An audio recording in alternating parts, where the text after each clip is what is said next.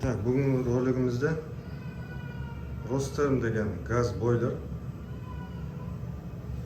Яғни астында газ горелка жанады, ішінде су, ыстық су жылытады. Үшін ыстық су беретін газды бойлер ғой қысқасы. Айтайын дегенім, мұржасына мән берсеңіздер, мінекей, сол бір қателік қайталана береді ғой барлық жерде. Мұржасын жұп-жұқа алюмин гофрадан жасап қойған.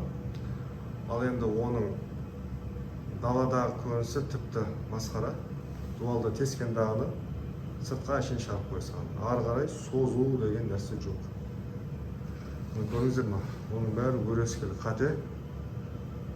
Бұның мұржамыздың сору, түтінді соруы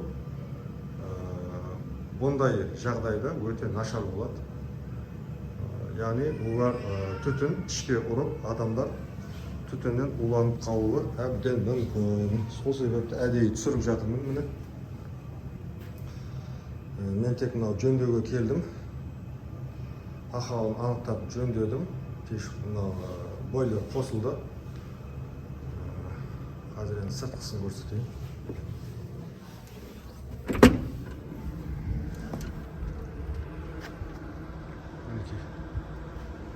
Газ бойлеріміздің ары қарай мұржасы мінекей шығып тұрған.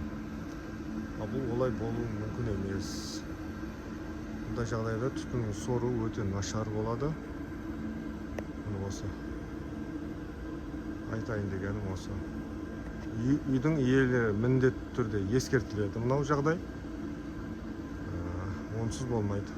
Адам өмірі, техника қауіпсіздігі бірінші орында тұрады.